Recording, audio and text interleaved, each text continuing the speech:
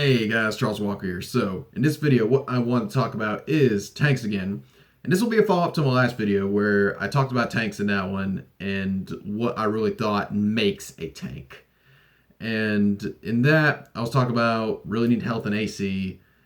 So with these, I kind of cut them out of the video, wouldn't want to talk about them because they do fit into the upfront martial type, but don't really have the tank capabilities that the other ones had. And I had a lot of people asking me, hey, why didn't you include dodge tanks? And main reason, I didn't want it to be like a 20-minute long video, so I just kind of put them to the side. But I got a request to talk about them, so hey, let's do a video on them.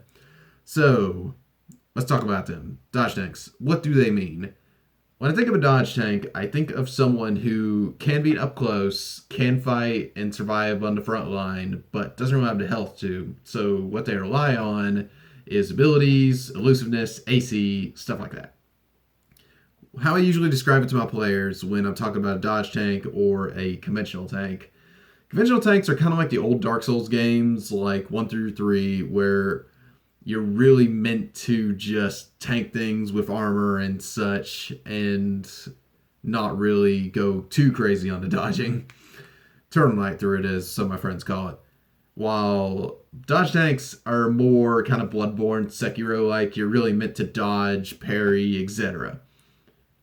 It depends on your playstyle, really, but that's kind of how I usually put it in terms for some of my players. May work, may go over your head. If so, I apologize. I play Bloodborne way more than I should. I really need to beat that game again.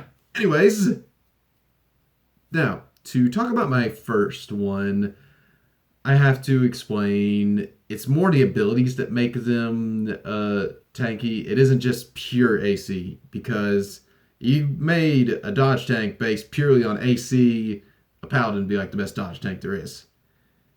Well, maybe, but still. But first one I want to talk about, saving the best one for last in my opinion. First, talk about Rogue. Now, I know a lot of people are probably thinking, hey, aren't rogues the most bestest at this thing, bestest? I am so good at English. Now, rogues, they have incredibly good AC at low levels, but I feel like it kind of fades off over time. And looking at it, their best AC they can get is like a 17, and that is base studded leather and having max dex being 12 plus 5, so 17.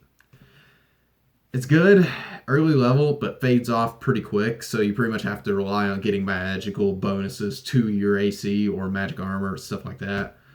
So that can fall off pretty quick in my opinion, but their abilities make them really good. First, talk about one of the best abilities in the game, which rogues have a lot of, honestly, is Cunning Action. And that is the ability where at second level, as a bonus action, they can dodge, disengage, or hide as a bonus action.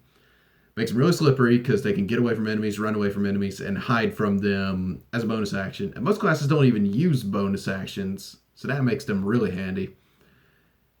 So, already starting off, really good at getting away.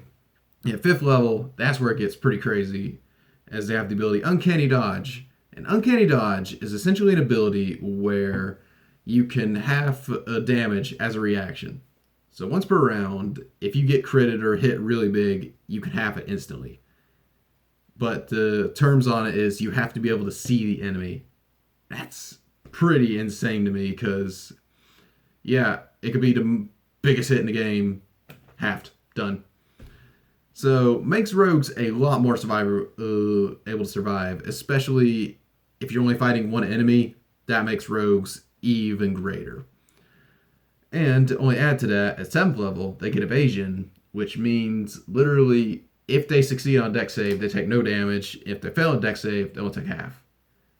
That's wild because dex saves are majority of saves you make between traps, fireballs, etc. So yeah, they're pretty good. So already really good at surviving. Then finally, at 18th level, they have an ability Elusive, where enemies just can't get advantage on them. So yeah, rogues, pretty good lineup. Overall, really made to survive and have a variety of ways of getting around things. It's good, but I feel like as the overall game goes, the next dodge tank does have a little bit more going for it. But rogues still are good. And in particular, if you play a scout rogue, which has the ability that if an enemy ends its turn within 5 foot of you, you can use your reaction to move away from them. That makes them even more elusive and hard to hit. So yeah, that's something to look into. But next one is, I promise I'm not biased, it's the monk. Okay, I may be slightly biased, but hear me out. So, monks, I feel like they have a lot more going for them when it comes to the dodginess and the abilities they have. It's just how it stacks up in a long game when it comes to survivability. Because first off, AC-wise, they're one of the few classes in the game that can't have armor. What they have is their unarmored AC. And base unarmored AC is just 10 plus your dex. But for monks, they can also add their wisdom to it. So you can have, if you build your character right, an AC of 20, pretty low level, which is absolutely insane. And if you get special items that they even have for them, like the Bracers Unarmed Defense, other magical bonuses, you can have an over 20 AC pretty early, which is wild. So, other abilities to get early on, which I will say is a drawback between monks, but it really depends on the situation. Rogues, all their abilities are endless. Monks, most of their abilities are tied to their key, which is a point system they have equal to their level. You get that at second level, but you get insane abilities with it, where at second level you can use patient defense, where you go into a stance that makes all enemies have disadvantage on attacks against you for until your next round, and they can also dash the bonus action. That's insane to me that you can use your action just to wail on an enemy, then take your bonus action to dodge, making one-on-one fights really rough for enemies. Yeah, that's pretty insane already, and makes monks have a lot of good survivability up close. Also, at third level to add to it, they can use the Deflect Missile ability as a reaction, where they can literally catch an arrow or missile projectile thrown at them, and they reduce the damage by 1d10 plus dex plus their monk level. So an average arrow doing a d8 of damage, they're going to stop it, more than likely. I can at least remember 3 times in the campaign where I had a monk in my party. I critted on an arrow shot. He just caught it. Nothing. He stopped a crit.